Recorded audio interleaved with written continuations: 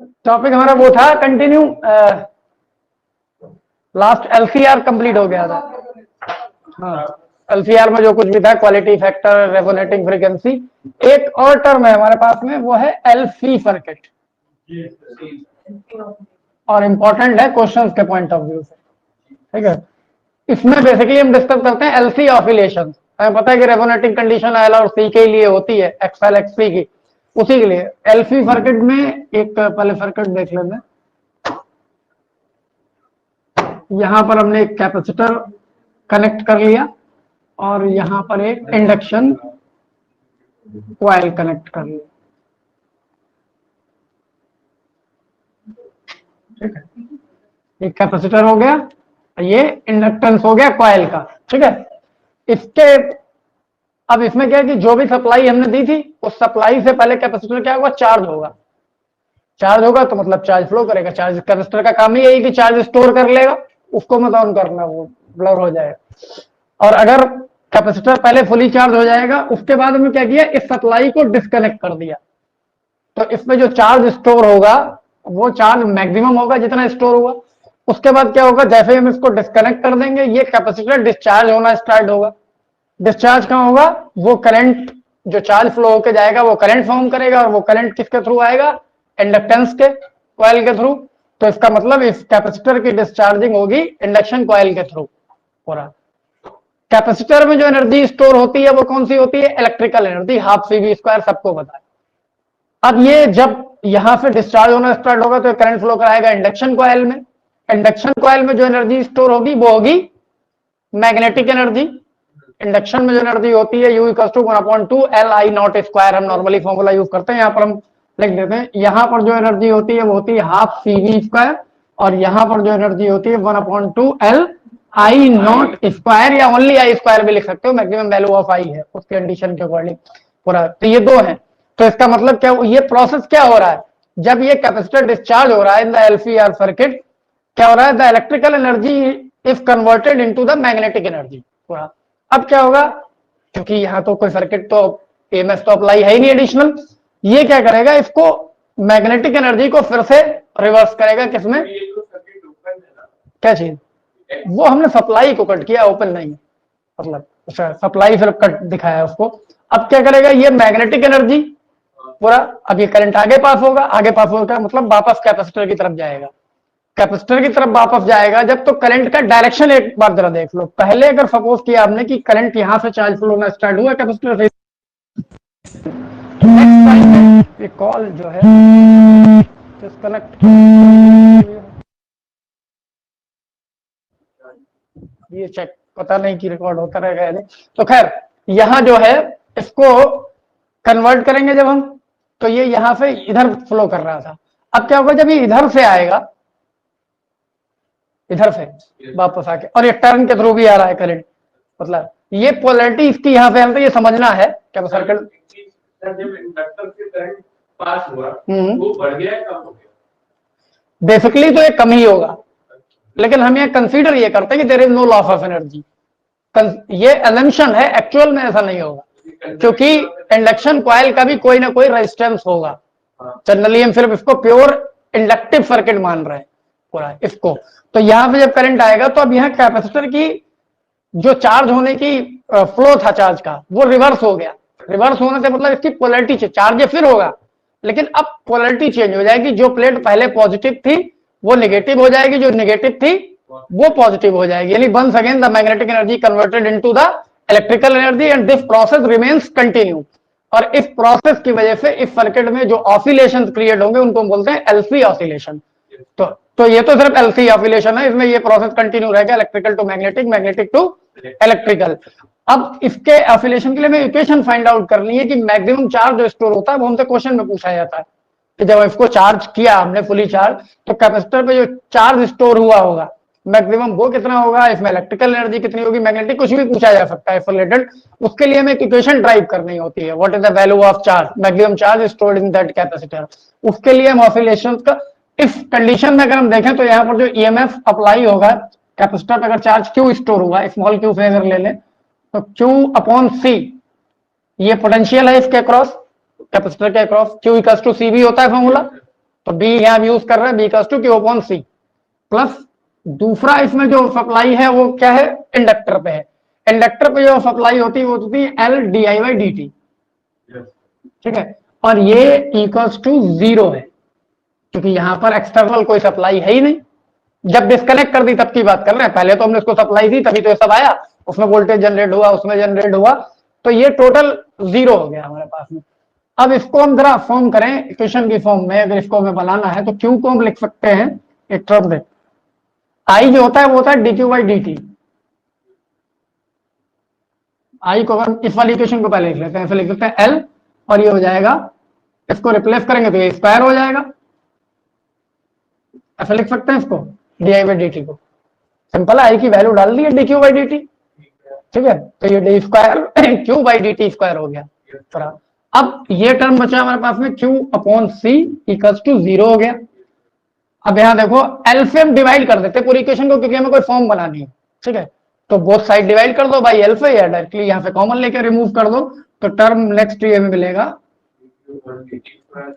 Q upon L C equals to 0, वो 0 side में चला गया तो बात ही खत्म हो गई।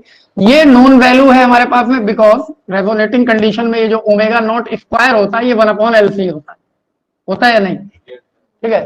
तो इसका मतलब 1 अपॉन एल सी को हम इससे रिप्लेस कर सकते हैं। और नितिन मैथ्स है ना तुम्हारे पास में, okay. ये यहां पर हम लिख सकते हैं ओमेगा नॉट स्क्वायर क्यू, ये एक डिफरेंशियल इक्वेशन बन गई इस फॉर्म की, अगर हम जैसे जनरल वे में हम लिखते हैं।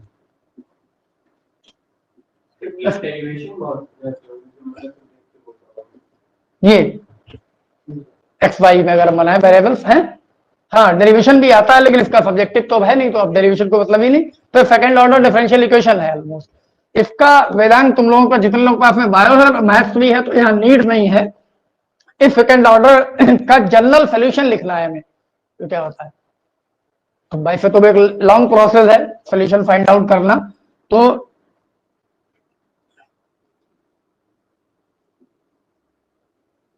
The general solution of above equation, above differential equation भी लिख सकते हो। इसको मतलब क्यू किसके लिए सॉल्व करेंगे, इसमें क्यू फंक्शन है टाइम का, इसका मतलब जैसे उस इक्वेशन में वाई फंक्शन होता है एक्स का, है ना, तो यहाँ क्यू फंक्शन है टाइम का, तो इसका मतलब क्यू के लिए सॉल्व करना होगा हमें से। तो यहाँ जो वैल्यू आएगी वो आएगी जनरल सोल्यूशन में Q equals to A cos omega T plus B sine omega T. एक चीज और बता देते हैं, ये इंटरचेंज कर सकते हो कॉस और साइन, मतलब A sine omega T plus B cos omega T लिख सकते हो, ये फिक्स नहीं है, मतलब लर्निंग रटने की जरूरत नहीं है पूरा। तो ये इसका जनरल सोल्यूशन है जो तुम लोग को ध्यान रखना है। वैसे तो आप सीधे सोल्यूशन भी लिख सकते हो और भी, लेकिन हम थोड़ा तो सॉल्व करा ही दें उतना वैल्यू। तो ये इसका किसी भी इक्वेशन का सोल्यूशन हो गया। अब यहाँ क्योंकि डिपेंड किस पे कर रहा है, ओमेगा टी क्यू ये सब आपस में रिलेट कर रहे हैं, उसी टर्म में ये इक्वेशन आई है, ठीक है। लेकिन तुमने तो पढ़ ली होगी अभी, नहीं चलो खैर पढ़ लेना, चलो खैर। अब यहां हमें क्या करना है, कंडीशंस अप्लाई करनी है सर्किट के अकॉर्डिंग। वो कंडीशन देख लो, at T equals to 0 Q equals to Q naught. इधर आ जाओ ना, प्रॉब्लम क्या है। अरे क्या हुआ है, स्कूटी खराब हो गई, चलो कोई बात नहीं, अब सही हो गई तो कोई बात नहीं। तो यार t equals to 0 at T, जब ये t कहां से लिया जा रहा है, जब तक चार्ज हो रहा था t का कोई रोल नहीं, उसको हम कंसीडर। जब हमने सर्किट को ईएमएफ सप्लाई को डिस्कनेक्ट कर दिया एक्सटर्नल को, मतलब जब कैपेसिटर डिस्चार्ज होना शुरू हुआ वो t इक्वल्स टू 0 है। जब चार्ज स्टोर हो चुका था, उस टाइम पे चार्ज क्या था, मैक्सिमम जितना स्टोर होना था सब हो चुका था, उसको हमने रिप्रेजेंट किया है क्यू नॉट से, ठीक है। तो ये बात ध्यान रखना, t इक्वल्स टू 0 का मतलब यहाँ जब से डिस्कनेक्ट किया गया है फुली चार्ज होने के बाद, तो मैक्सिमम चार्ज है कैपेसिटर में। इस वैल्यू को इस इक्वेशन में यूटिलाइज करके देखते हैं। t इक्वल्स टू जैसे ही 0 हम पुट करेंगे तो यहाँ रिजल्ट देखो, q की जो वैल्यू आएगी, q इक्वल्स टू कितना लिखना है इसमें हमें, q not a cos omega T, T 0 put करते ही कॉस 0 हो जाएगा, और कॉस 0 की वैल्यू कितनी होती है, 1 होती है नहीं। तो इसका मतलब ये हो गया a प्लस, अब यहां देखो बी साइन ओमेगा टी, वहां भी टी 0 पुट करो, साइन 0, साइन 0 का मतलब 0, तो इसका मतलब Q not equals to just यहां पर a आ गया, एक वैल्यू हमें ये मिल गई। मतलब ए कांस्टेंट की जो वैल्यू है वो क्या है, क्यू नॉट है। इस इक्वेशन में A and B are constant, ये पहले क्लियर कर। अब बी को हमें फाइंड आउट करना है। बी फिर से एक बार कंडीशन यूज करते हैं, जब हम at T equals to 0 I equals to 0, T time जब था टी इक्वल्स टू 0 तो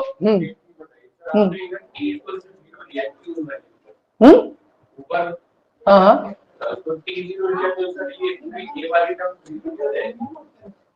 जीरो क्यों हो जाएगी, कॉस जीरो होगा ना, टी जीरो, कॉस जीरो की वैल्यू 1 हो जाएगी। अब दूसरी कंडीशन देखो, अगेन टी इक्वल्स टू 0, उसी टाइम पे नोटिस करें करंट कितना होगा 0, क्योंकि चार्ज स्टोर हुआ, अभी फ्लो ना स्टार्ट नहीं हुआ। जैसे ही टाइम काउंट करेंगे like stop watch, time count होना शुरू होगा, चार्ज फ्लो होना शुरू हो जाएगा, डिस्चार्जिंग ऑफ कैपेसिटर। लेकिन अभी आई 0 है। अब यहाँ आई का मतलब क्या होता है, आई का मतलब होता है D Q by D T, जो पहले ही लिख रखा है हमने कैपेसिटेंस। ठीक है, अब इस डायग्राम को रब कर देते हैं।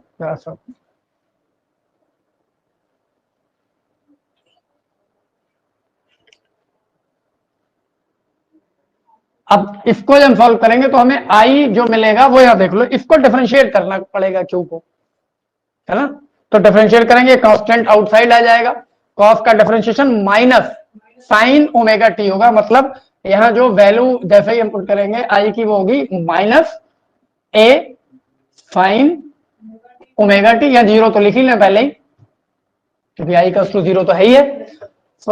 तो नहीं अभी सॉरी, अभी तो आई फाइंड कर रहे हैं, अभी 0 ए साइन ओमेगा टी हो गया, प्लस बी साइन का कॉस हो जाएगा, और यहाँ ओमेगा भी आएगा अभी, ठीक, क्योंकि बाद में ओमेगा टी का करेंगे, तो साइन ओमेगा टी ओमेगा। अब यहाँ पर plus B cos omega T और ओमेगा, ये टर्म आया। अब यहाँ देख लो, इसको 0 पुट करना है, माइनस ए साइन 0 टी 0 हो गया, ए ओमेगा लिख लेते हैं, चलो एक बार, ए ओमेगा साइन 0 हो गया, प्लस बी ओमेगा कॉस 0 हो गया। ठीक है, अब ये देख लो वैल्यू कितनी 0, ये तो पूरा 0 हो ही गया, ये इक्वल्स टू वी हो गया, मतलब बी की वैल्यू 0 मिल गई। हाँ वो बचेगा सब कुछ, लेकिन वो तो 0 ही गया। बी ओमेगा इक्वल्स टू 0 हुआ, ओमेगा डिवाइड हो जाएगा, बी इक्वल्स टू 0 हो गया, मतलब ए और बी की वैल्यू मिल गई हमें, ए भी फाइंड हो गया और बी भी। इसको चाहे तो कोई इक्वेशन कंसीडर कर सकते हो। First Q not maximum charge, यहां पर लिख देते हैं मैक्सिमम चार्ज स्टोर्ड अभी। ठीक है, जो मैक्सिमम, अब ए और बी मिल गया तो इक्वेशन आ गई। नाउ फर्स्ट इक्वेशन जो होगी हमारी, Q इक्वल्स टू ए को रिप्लेस करना है हमें Q नॉट में, और ये था कॉस ओमेगा टी, बी 0 है तो बी वाला टर्म ही 0 हो गया। देखिए, तो इसका मतलब ये इक्वेशन हमें यूज होगी एल्फी ऑसिलेशन में, किस टाइम पर कितना चार्ज स्टोर हो रहा है। मतलब ऑसिलेशन की फ्रीक्वेंसी हमें पता है तो ओमेगा पता हो जाएगा। ठीक है, और टाइम हमें दे दिया जाएगा, लाइक 1/3 सेकंड पे, 1/2 सेकंड पे, 0.5 सेकंड पे कितना चार्ज स्टोर हुआ है, वो इस इक्वेशन पे हम फाइंड आउट कर पाएंगे। अगर हमें मैक्सिमम चार्ज की वैल्यू पता है, या कोई पर्टिकुलर टाइम क्वेश्चन में दे दिया कि इस टाइम पे चार्ज इतना है, तो चार्ज मैक्सिमम कितना स्टोर हुआ होगा, तो हम क्यू नॉट फाइंड आउट कर लेंगे। या टाइम नहीं गिवन है, मैक्सिमम चार्ज दे दिया और ये पूछ लिया कि इस टाइम पर कितना चार्ज स्टोर हुआ होगा, तो बहुत तरीके का क्वेश्चन हो सकता है। तो बेसिक में अभी जो क्वेश्चन तुम लोग कर रहे हो उसमें हमारी नीड है ये, मतलब जरूरत हमें सिर्फ इतने की है एमसीक्यूज के लिए, अदरवाइज ये एक डेरिवेशन है। और ये इक्वेशन ये भी आपसे पूछी जा सकती किसी एमसीक्यूज में, क्वेश्चन नहीं इक्वेशन हो सकती। जैसे आपको पास 4 ऑप्शन है कि एल्फी ऑसिलेशन में इक्वेशन कौन सी है चार्ज फाइंड आउट करने के लिए, तो ये इक्वेशन आपको पता होनी चाहिए कि क्यों है इक्वेशन है। तो वो एक बार सॉल्व करके देखोगे तो लर्न करने की जरूरत नहीं रहेगी, वो खुद आ जाएगी, क्योंकि बहुत सिंपल है।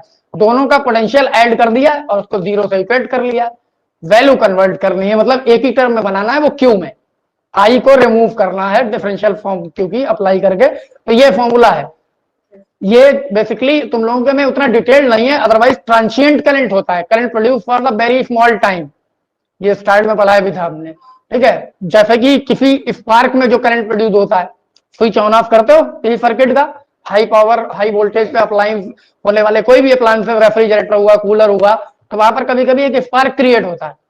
तो उस स्पार्क में क्या हो रहा है, चार्ज ही तो स्पार्क प्रोड्यूस कर रहा है पूरा, उसमें करंट प्रोड्यूस होता है, फॉर वेरी शॉर्ट टाइम। ऐसा ही स्काई लाइटनिंग स्पार्क जो होता है, उसमें भी एक करंट बहुत शॉर्ट टाइम प्रोड्यूस होता है, उसको हम ट्रांसिएंट बोलते हैं। और यहां भी जो करंट फ्लो रहा है वो ट्रांसिएंट ही है, और इसमें growth and decay of current calculate किए जाते हैं सर्किट में बड़े बड़े डेरिवेशन के फॉर्म में। वो हमें नहीं करने हैं, उससे तुम लोग अभी बचे हुए, तुम लोग को सिर्फ ये जरूरत है एलसी ऑसिलेशन में। फ्रीक्वेंसी एलसी ऑसिलेशन की वही होती है जो हम पहले फाइंड आउट कर चुके हैं रेजोनेटिंग सर्किट की, F not equals to 1/2 pi under root LC. ठीक है, तो उस पर बेस्ड क्वेश्चन हो सकते हैं। तो इसमें तुम्हें फोकस सिर्फ इन दो चीजों पे करना है, डिफरेंशियल इक्वेशन ये है और जो फाइनल वैल्यू आती है वो ये आती है। ठीक है, दो चीजें ये हो गई। क्या नोट करना है तुम लोगों को? नहीं, कोई बात नहीं, इसकी जरूरत भी नहीं है, वो फॉर्मूला सिर्फ नोट कर सकते हो चाहे तो। एल्फी ऑसिलेशन में ये होते हैं, तो खैर बाद में कर लेना। काफी दिनों से तुम लोग बाद में ही कर रहे हो तो इसमें भी बाद में कर लेना।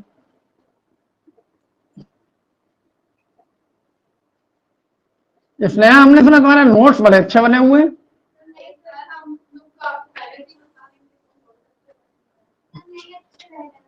अच्छा नहीं रहेगा?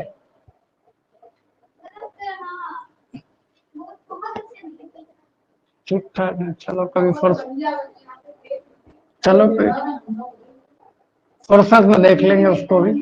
अब जो हमारा दूसरा इसका टॉपिक है, जो अगला टॉपिक है, एक तो टॉपिक इसमें बहुत छोटा है, वो तुम लोग थ्योरेटिकली खुद ही रीड कर लोगे, comparison of AC to DC. AC और डीसी में सिमिलरिटीज क्या है, डिफरेंसेस क्या है। तो बेसिक है, एक लाइन में अगर आप देखें, इसका शॉक जो है वो डेंजरस है, उसका शॉक डेंजरस नहीं है। ये फ्रीक्वेंसी वाइज मूव करती है वेव फॉर्म में, वो डायरेक्ट करंट है, उसके नेम से क्लियर है, स्ट्रेट लाइन ट्रेवल करती है। जो हाँ, इलेक्ट्रोप्लेटिंग में सिर्फ डीसी यूज की जा सकती है, एसी यूज नहीं हो सकती, जो आप केमिस्ट्री में पढ़ते हो। इवेंट, कुछ इवेंट है जहां पर सिर्फ डीसी यूज होती है, एसी यूज नहीं हो सकती। तो सिमिलरिटीज डिसिमिलरिटीज अपने आप मैनेज कर लोगे तुम लोग रीड करने के बाद में। फिर भी कुछ रहे तो उन पे बेस्ड भी क्वेश्चन हो सकते हैं पूरा। अब जो अगले दो डिवाइसेज हैं, एक लास्ट चैप्टर में थी इलेक्ट्रोमैग्नेटिक इंडक्शन, एक यहाँ थी एसी जनरेटर वहां, ट्रांसफार्मर यहाँ। तो पहले ट्रांसफार्मर डिस्कस कर लेते हैं।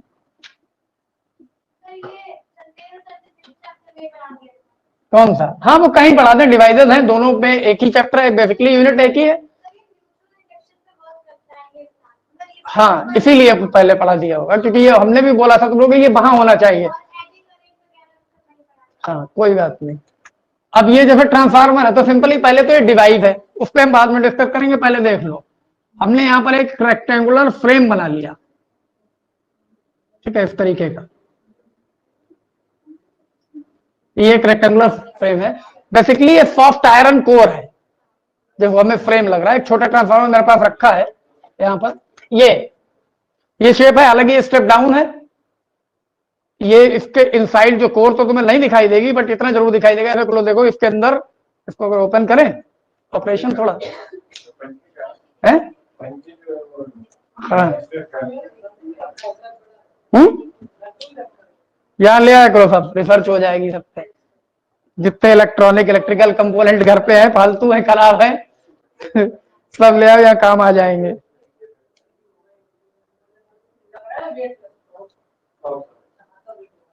ये खुलेगा भी नहीं ऐसे, सिर्फ हम ट्राई करके देख लेते हैं एक बार।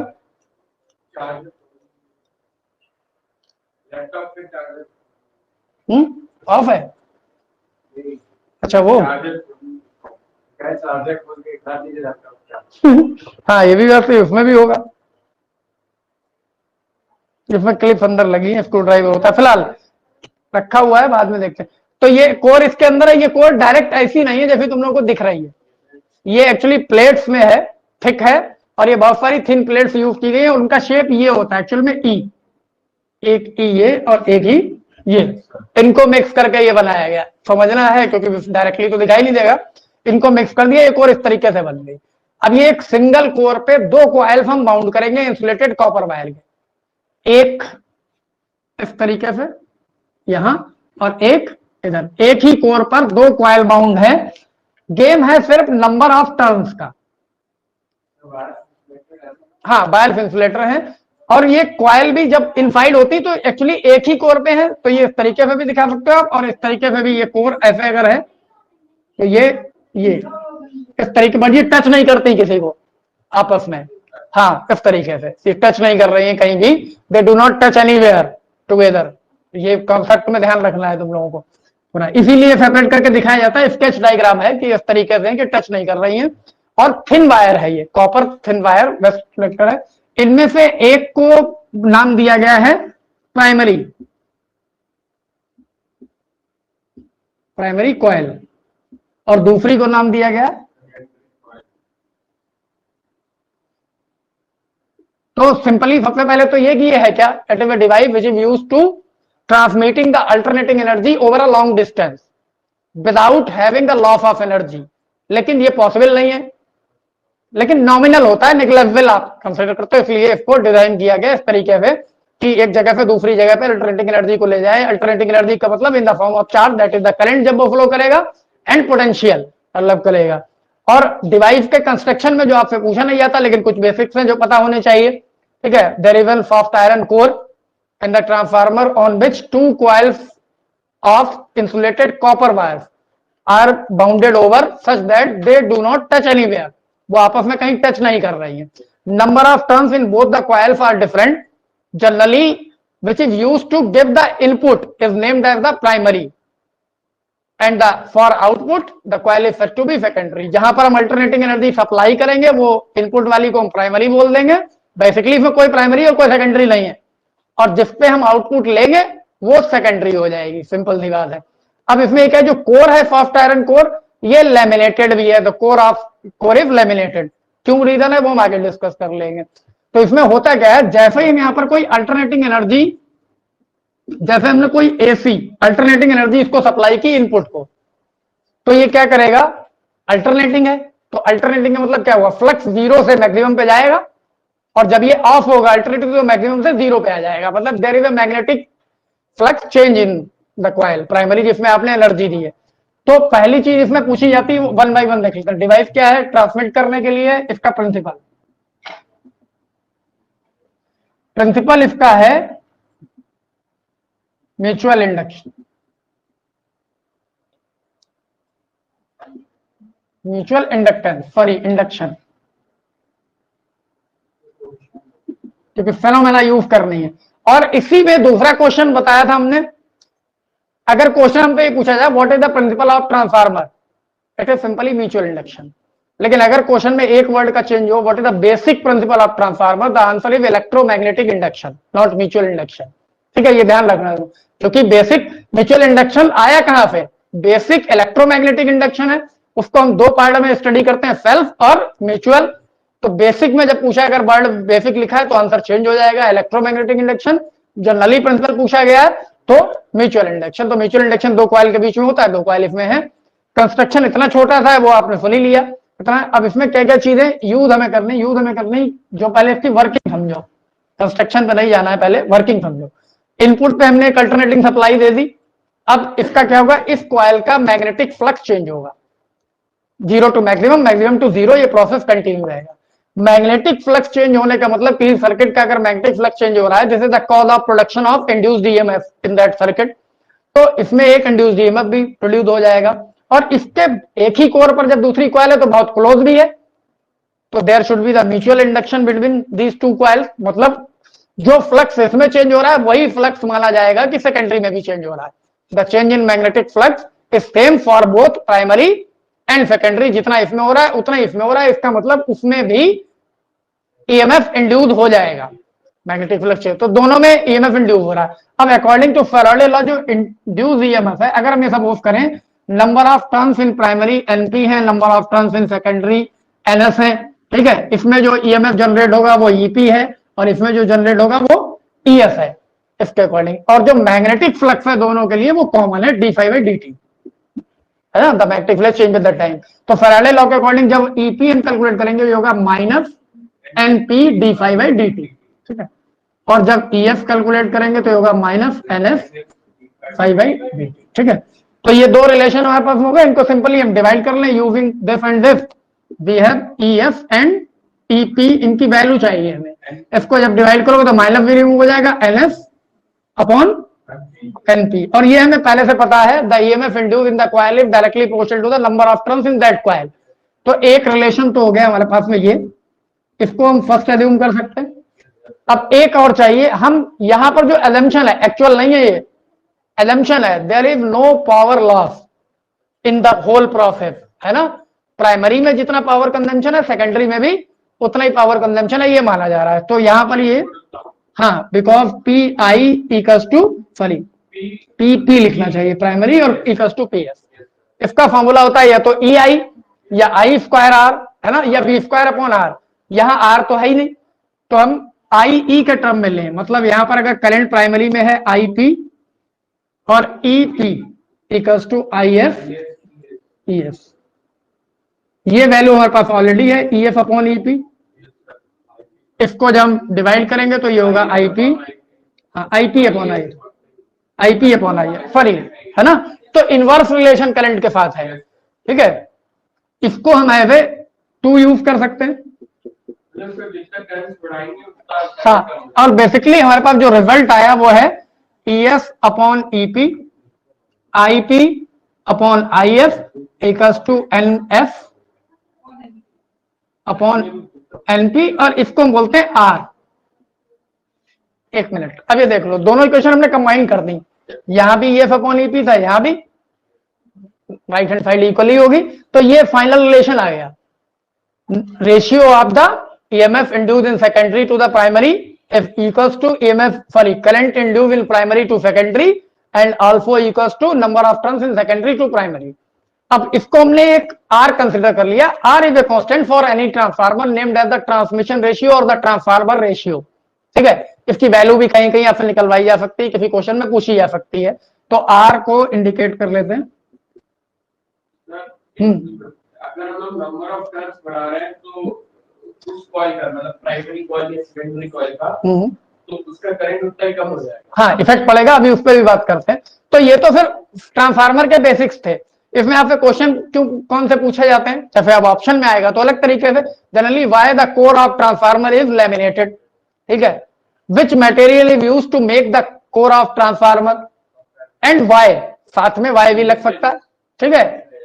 तो ऐसे बहुत सारे क्वेश्चन है, वो तो जब आप क्वेश्चन पढ़ोगे तो समझ जाओगे चीजें। अभी बेसिक में तुम्हें ये समझना था इसका प्रिंसिपल क्या है, इसका कंस्ट्रक्शन क्या है, ये वर्क कैसे करता है, और how many types of transformer भी है। वैसे तो बहुत सारे होते हैं, according to your syllabus just 2 आपको पढ़ने होते हैं, एक ही में 2 कैटेगरीज। बेसिकली ये 2 ट्रांसफार्मर भी नहीं है, 2 कैटेगरीज हैं, step up and step down. Step up में क्या होता है, sorry, high current of low voltage is converted into the low current of high voltage, ये स्टेप अप।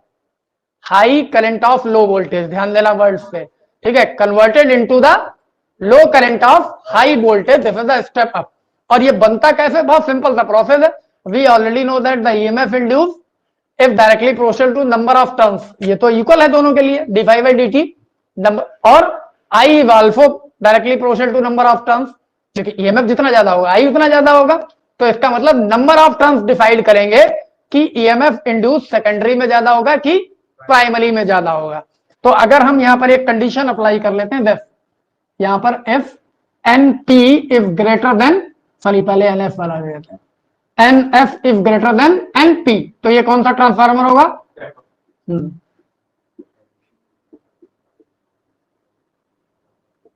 ये स्टेप अप ट्रांसफार्मर हो जाए। सिंपली हम इतने से भी डिफाइन कर सकते हैं, if the number of turns in secondary is greater than that of the primary in a transformer it is said to be step up transformer, ठीक है। अब दूसरी कंडीशन अगर ये हो जाएगी, इसको रिवर्स कर दें, NF is less than NP, तो ये स्टेप डाउन हो गया,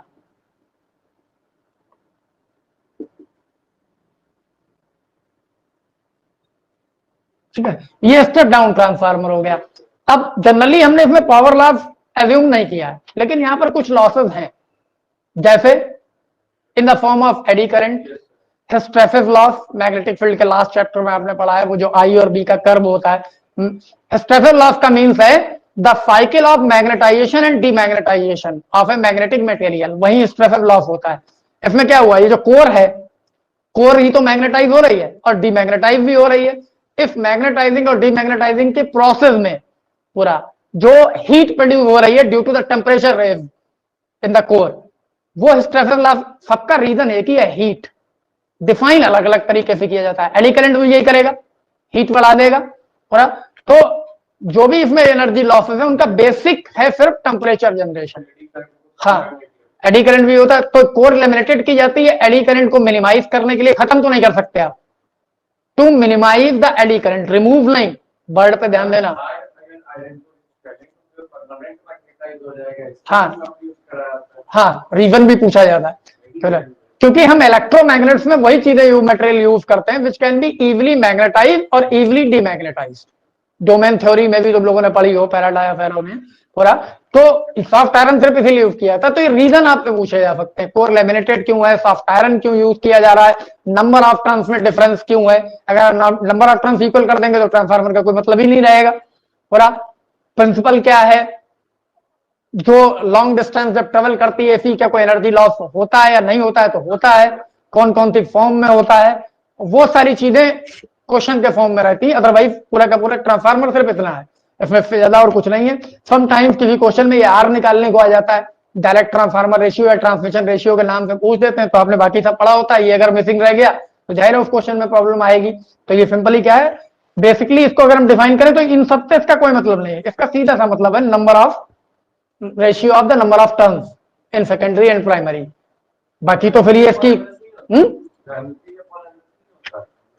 नहीं, एनपी अपॉन एनएफ होगा।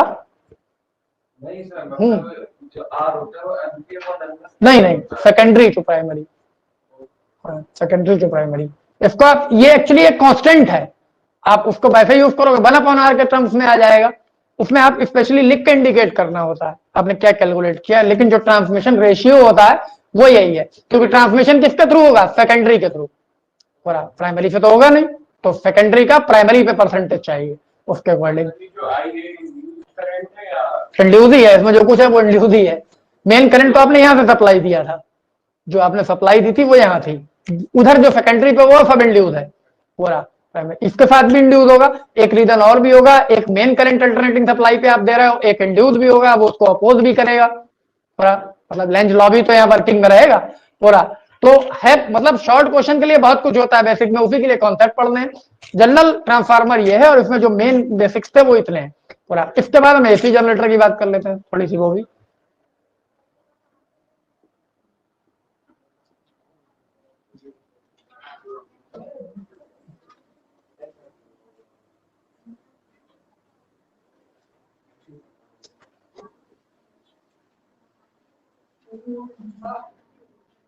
तो सही तरीका तो यही है कि आप डिस्कस जैसे कर रहे हैं ऐसे करें और नोट्स आप लिखें।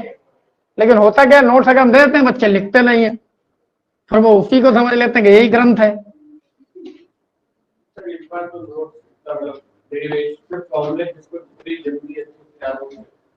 हाँ वही तो, स्पीड अप तो करना ही पड़ेगा आपको। तो ये तो हम स्टार्ट से बताते हैं, सबसे अच्छी चीज तो है कि आपको फॉर्मूले सारे लर्न हो, क्योंकि बहुत सारे कॉन्सेप्ट और फॉर्मूले और इंटरकनेक्ट करके आप उनसे बना लेंगे, डेफिनेशन लिख पाएंगे पूरा, उसको अंडरस्टैंड कर पाएंगे, उनका बहुत इफेक्ट पड़ता है।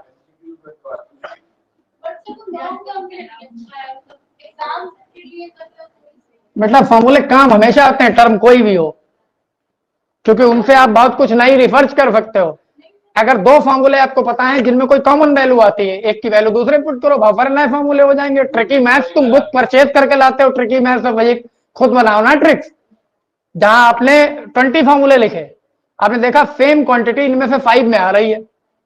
जैसे किसी में चार्ज आ रहा है 5 टाइम, लीनियर मोमेंटम आ रहा है अलग अलग फॉर्मूले में, एक की वैल्यू दूसरे में पुट करके देखते हो क्या प्रॉब्लम है, रबर की तरह करते हो, इतने सारे पेज फाड़ के देखते हो, 2-4 बार ये भी करके देख लो तो बहुत सारी नई ट्रिक्स तुम्हें मिल जाएंगी। अगर इस तरीके क्वेश्चन है डायरेक्ट हो जाएगा। भाई जो लोग बुक्स डिजाइन करते हैं वो ट्रिकी और कहां से आया, मेन पार्ट तो वो मेन उसी का है ना, सब्जेक्टिव स्टडी का। आपको शॉर्ट ड्यूरेशन में बता दिया, लेकिन हर जगह आप अप्लाई तो नहीं कर सकते जब तक कॉन्सेप्ट समझा हुआ नहीं होगा पूरा।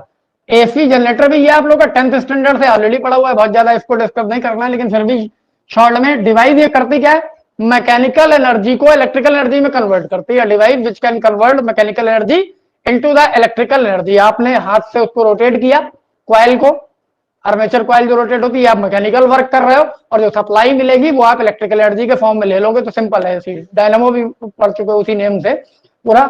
यहां पर इसका प्रिंसिपल की बात करें तो वो प्रिंसिपल इसका क्या है, ईएमआई, इलेक्ट्रोमैग्नेटिक इंडक्शन इतने देर है, ये भी सबको पता है। होता क्या है ऑलमोस्ट वो भी तुम लोगों को पता है कि हम एक बार रिवीजन के तौर पे ये हो जाएगा।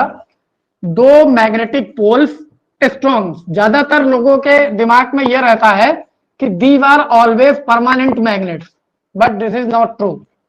ये हमेशा परमानेंट मैग्नेट नहीं होते, समझ रहे ना। लो पावर जनरेटर में ये परमानेंट मैग्नेट होते हैं। जो हाई पावर जनरेटर होते हैं उनमें इलेक्ट्रोमैग्नेट्स यूज किए जाते हैं, फील्ड मैग्नेट जिनको बोलते हो आप। इसका पूरा जो इसके पार्ट है, फॉर एग्जांपल ये नॉर्थ पोल है, ये साउथ पोल है, इनके मिडिल में एक रेक्टेंगुलर कॉइल है जिसमें एक सॉफ्ट है जिसके अबाउट ये रोटेट होगी, इधर या इधर, clock wise anti clock wise जो हमें डिसाइड करना है। और इसके साथ में एक्चुअली हम अलग से दिखाते हैं तुम लोगों को, दो रिंग्स हैं जिसको हम इस तरीके से बना सकते हैं। इसको R1 सपोज कर लिया, इसी में एक ब्रश होगा जिसको नॉर्मली कार्बन ब्रश भी बोलते हैं, और दूसरा एक टर्मिनल ये होगा जो इससे कनेक्ट रहेगा, और दूसरा इसको थोड़ा सा बाहर लाते हैं,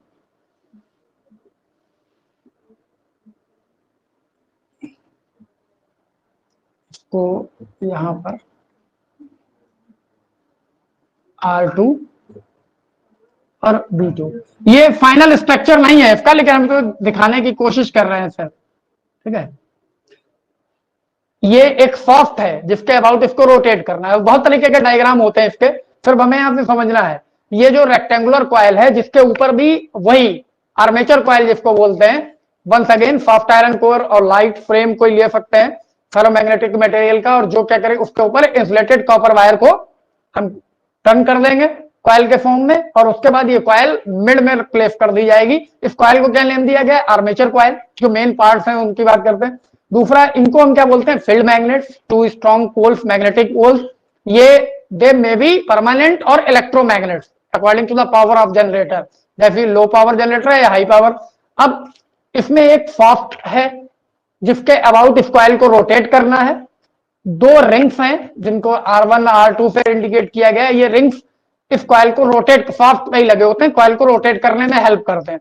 और इनके साथ में फ्लेक्सिबल ब्रशेस लगे हुए हैं जिनको कार्बन ब्रशेस भी हम बोलते हैं, जो सिर्फ क्या करते हैं, टच करते रहते हैं, कनेक्ट नहीं है, सिर्फ टच कर रहे हैं। क्योंकि अगर ये कनेक्ट कर देंगे तो कॉइल रोटेट ही नहीं हो पाएगी। तो एक टर्मिनल कॉइल का रोटेट होकर वापस आता है, उस रिंग पे टच करता है, फिर अगले रोटेशन में जाके दूसरी तरफ जाके टच करता है, तो ये प्रोसेस कंटिन्यू रहता है। और ये हुआ क्यों, क्योंकि ये हमें ऑलरेडी पता है, मैग्नेटिक फील्ड लाइन नॉर्थ से जनरेट होकर साउथ में एंटर करेंगी। तो किसी टाइम पर कोई भी एक सरफेस, जैसे ये ग्लास है, इसी को एज्यूम कर लेते हैं, जैसे ये ग्लास है, इसको आप आर्मेचर कॉइल अंडरस्टैंड कर सकते हो। यहां से मैग्नेटिक फील्ड लाइन पास हो रही है। अभी जो सिचुएशन है, इसका जो एरिया वेक्टर है कॉइल का, वो मैग्नेटिक फील्ड के डायरेक्शन में है, मींस एंगल बिटवीन जीरो। अगर जैसे भी रोटेट होना शुरू होगा मैग्नेटिक फील्ड के डायरेक्शन, तो ये एक एंगल फॉर्म करेगा। एंगल फॉर्म करेगा मतलब थीटा चेंज होगा। और हमारे पास में magnetic flux induce in a coil और सर्किट का फॉर्मूला है फाई इक्वल्स टू, क्या था formula, phi equals to V, और कंप्लीट एरिया है कॉस थीटा। कॉस थीटा, और थीटा को हम नॉर्मली ओमेगा टी के फॉर्म में लिखते हैं, रोटेशन की वेलोसिटी एंगुलर पता है हमें, तो इस पे डिपेंड है। तो कॉइल के रोटेट करने से होता क्या, जब उसको हम रोटेट करते हैं तो ये थीटा चेंज होता है। थीटा चेंज होता है तो मैग्नेटिक फ्लक्स चेंज होता है। और मैग्नेटिक फ्लक्स चेंज क्या है, it is the cause of production of EMF induced. ये क्या करेगा, जैसे ये कॉइल इसमें रिवॉल्व करेगी, मैग्नेटिक फ्लक्स चेंज होगा, ईएमएफ इंड्यूस कर देगा। वो ईएमएफ कहां इंड्यूस होगा, कॉइल्स के इन एजेस पे, ठीक है। और वो एजेस कनेक्ट है रिंग्स और ब्रशेस के साथ में पूरा। और ये अल्टरनेट है, जो अभी इस सेकंड पे टच किया था, वो नेक्स्ट एक पर्टिकुलर फ्रीक्वेंसी के बाद, टाइम के बाद में वहां पर आकर दूसरा टच होगा। तो इसलिए वो ऑन ऑफ सर्किट बना रहेगा। और इसीलिए अल्टरनेटिंग करंट में टर्मिनल्स पॉजिटिव और नेगेटिव नहीं होते, ठीक है ना। बैटरी से कोई डिवाइस हम यूज करते हैं तो हम ध्यान रखते हैं कि प्लस में प्लस लगे, माइनस में माइनस लगे। लेकिन जब हम एसी पे कोई डिवाइस अप्लाई करते हैं तो सिर्फ प्लग इन करते हैं, देखते नहीं किधर से लगाया, क्योंकि उसके दोनों ही टर्मिनल पॉजिटिव भी हैं और दोनों ही नेगेटिव भी हैं। टाइम के अकॉर्डिंग वो चेंज होते रहेंगे पूरा। नहीं, वो वैल्यू तो फिक्स रहेगी, क्योंकि वो है आपके उस पर डिपेंड, मैग्नेटिक फील्ड कितना है पूरा। रेट चेंज होगा टाइम के, और टाइम की फ्रीक्वेंसी फिक्स हो जाती है तो टाइम भी फिक्स है। तो पर सेकंड चेंज होने वाला मैग्नेटिक फ्लक्स चेंज हो गया तो ईएमएफ भी फ्लक्स हो। अब बाकी कुछ आप चेंज कर नहीं रहे हो, नंबर ऑफ टर्न्स जनरेटर से निकाल के तो चेंज करोगे नहीं बनने के बाद, तो जितने एक बार आपने फिक्स कर लिए तो इसीलिए जनरेटर की कैपेसिटी डिफाइंड हो जाती है कि इतने वोल्ट तक आपको सप्लाई देगा। कुछ अदर रीजंस हैं जिनकी वजह से एनर्जी लॉस होता है, और जितना हम एक्सपेक्ट कर रहे हैं उतना नहीं मिलता किसी भी चीज में जो आपके एक्सपेक्टेशन है, क्योंकि आइडियल तो नथिंग, कुछ है ही नहीं, उतना उससे हमेशा लोअर रहेगा, हाइयर नहीं जाएगा। तो ये इसकी एक तरीके की मैकेनिज्म है। इसकी इक्वेशन हम पहले ही ड्राइव कर चुके हैं, दोनों इसी का हेल्प लेके। इसको हमने क्या लिखा था, ड्राइव नहीं करेंगे यहाँ, बी ए कॉस ओमेगा टी, ठीक है। इसमें हमने D five by D T निकाल लिया, उसके बाद में अगर इसमें नंबर ऑफ टर्म्स है तो एन दोनों साइड में मल्टीप्लाई कर लिया, और हमने इसकी इक्वेशन को फाइंड आउट कर लिया था, ई इक्वल्स टू बेसिकली इस फॉर्म में लाए थे, N V A omega sine omega T. इस एन बी ए ओमेगा को मैक्सिमम वैल्यू कंसीडर करके E naught sine omega T ये फाइंड आउट कर लिया था। अगर इस कॉइल का कोई रेजिस्टेंस आर भी है तो I equals to E upon R के टर्म में हमने इसको, ये डेरिवेशन हम चैप्टर के स्टार्ट में ही कर चुके थे, ठीक है। यही डेरिवेशन इसकी वर्किंग में आ जाएगा सीधा सीधा। तो जनरेटर में इससे ज्यादा कुछ नहीं है, 5 जो इसके कंपोनेंट हैं, armature coil, field magnet, rings, carbon brushes and slip rings. Slip rings, तो स्लिप रिंग्स इसमें है, इतने पार्ट इनके बारे में। इनकी वर्किंग कुछ ऐसी है नहीं जो तुम्हें पढ़ के समझ नहीं पड़े, जो कुछ है सिंपल सामने दिखाई देता है वही उसी के बारे में लिखना है पूरा। और इसका वर्क सिर्फ इतना है कि अल्टरनेटिंग ईएमएफ प्रोड्यूस कर सकता है, इससे ज्यादा इसका और कोई यूज नहीं है। बाकी फिर ये बहुत सारे तरीके के होते हैं। ट्रांसफार्मर को इससे ज्यादा फोकस करके पढ़ना, क्योंकि इसके क्वेश्चन सारे सीधे सीधे हैं। ट्रांसफार्मर इससे थोड़ा क्रिटिकल है, क्योंकि उसमें एनर्जी लॉस के रिलेटेड पूछते हैं, और सबका रीजन है कि वो तुम्हें बता देते हैं। बेसिक में सब कुछ भूल जाओ, हीट याद रखना, चाहे वो एडी करंट हो, है ना, चाहे वो कोर को थिक और थिन करने की बात हो, इंडक्टेंस जो इन्वॉल्व होता है, क्योंकि वायर इन्वॉल्व कर रहे हैं तो रेजिस्टेंस तो इन्वॉल्व हो ही गया। रेजिस्टेंस जैसे इन्वॉल्व हुआ मतलब एनर्जी लॉस पक्का है। और वो जो वायर आपने इंसुलेटेड वायर टर्न किया है वो है तो कंडक्टरी, कंडक्टर है तो डेफिनेटली रेजिस्टेंस होगा, तो वहां भी लॉस होना ही है।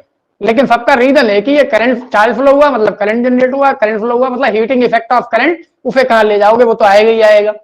तो और उसी इफेक्ट से बाकी सारी चीजें डेवलप हो रही हैं, क्योंकि वही करंट कॉज है मैग्नेटिक फील्ड डेवलप करने का। एडी करंट फिर उसी की वजह से आएगा, मैग्नेटिक फ्लक्स चेंज करने का भी कॉज वही है। तो सबके बेसिक में सिर्फ हीट है, हीट में तो वो लॉसेस एक बार पढ़ लेना। हाँ वेदांत तुम कुछ बोल रहे थे गैल्वेनोमीटर के बारे में। अच्छा चलो ठीक है, कल हम लोग गैल्वेनोमीटर वीडियो